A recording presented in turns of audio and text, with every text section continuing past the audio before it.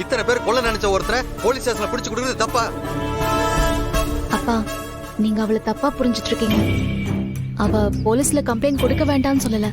அப்படி கொடுத்து அவரை ஜெயிலுக்கே போனாலும் திருந்த மாட்டாரு. அது அவருக்கு தண்டனையாவும் இருக்காது. அவருக்கு இந்த உலகத்திலேயே பிடிச்சது ஆண்டாள் மட்டும்தான்ப்பா. ஆனா இனிமே அவ கண்டிப்பா அவர் முகத்துல கூட முழிக்க மாட்டான். இதை விட பெரிய தண்டனை எந்த கோர்ட்டும் தராது.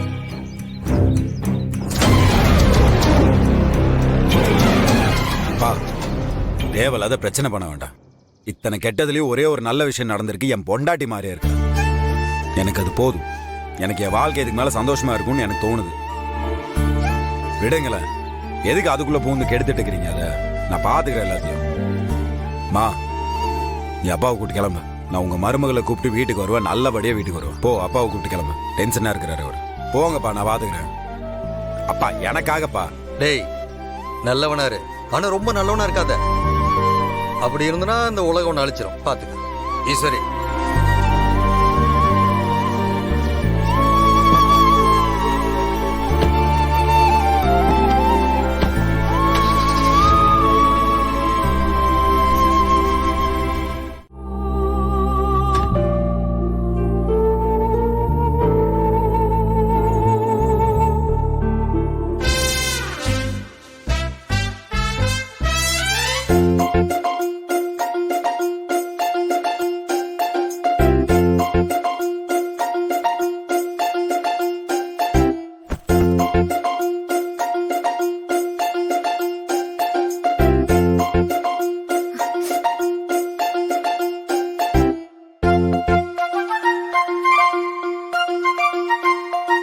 Dark green ஷர்ட்டுங்க.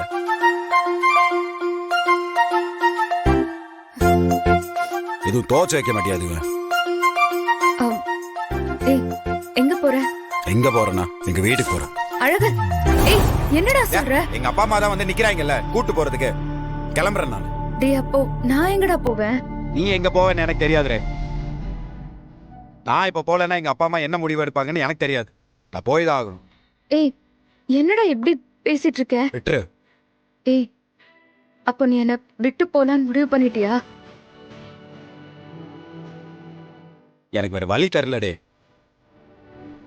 எனக்கு சத்தியமா வேற வழி தரல. நான் கிளம்புறேன்னு மன்னிச்சு. அவ்வளவுதான் சொல்லுவேன். அழகு, அழகு, ப்ளீஸ் அழகு, அழகு. டேய் ஏன்டா இப்படி எல்லாம் பேசுற? நீ இல்லாம எப்படி இருக்க முடியும்? ஆனாலும் சில நேரத்துல வாழ்க்கையில சில முடிவை எடுத்தாண்டி ஆகணும். டேய் நான் தான் நீ கேக்குறதெல்லாம் கேக்குறேன்னு சொல்லிட்டேன்ல. இப்போ நீ என்ன விட்டு போன என்னடா பண்ணுவ? அழகு ப்ளீஸ்டா. நான் தான் அப்பாவை மூஞ்சிலே முழிக்காதன்னு சொல்லிட்டேன்ல. இதுக்கு மேல நான் என்ன பண்ணணும்னு சொல்லுடா. நான் பண்றேன், நீ என்ன சொன்னாலும் நான் பண்றேன். இனிமே அப்பா இந்த வீட்டுக்கே வரமாட்டாரா? இனிமே அவரால் எந்த தொந்தரவும் வராது. நீ தயவு செஞ்சு பேசி புரிய வேடா ப்ளீஸ். அழகு வெற்று. இடுப்பு அளவு தண்ணி வந்துச்சுனாலே இழுத்துட்டு தான் போகும். கழுத்து அளவு வந்துச்சுன்னா உங்க அப்பா மேல கம்ப்ளைண்ட் கொடுக்காம எங்க அப்பா உன்னை ஏத்துக்க மாட்டாண்டே. நீ விடுறே, நான் கிளம்புறேன்.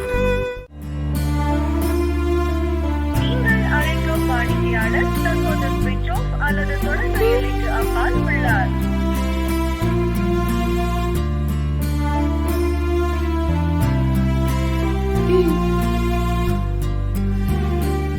அப்பா என்னப்பா பண்றீங்க? ஏன்பா நேத்துல இருந்து ஃபோன் பண்ணவே இல்ல? ரொம்ப பிஸியா இருக்கீங்களா? ஒரே ஒரு ஃபோன் பண்ணி பேசிட்டு அப்புறம் பிஸியா இருங்கப்பா ப்ளீஸ் பா.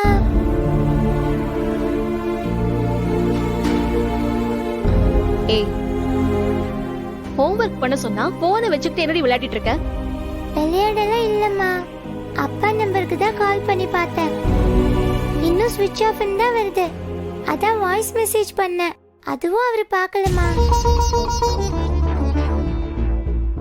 எதுக்கு இந்நேரம் வரைக்கும் போன் ஆஃப் பண்ணி வச்சிருக்காரு? போனு கூட.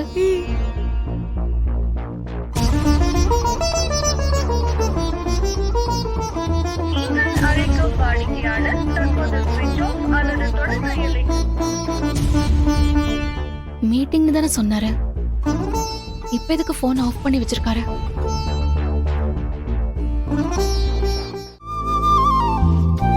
அழகர், எனக்கு ஒரே ஒரு உதவி செய்றீங்களா? சொல்லுங்க.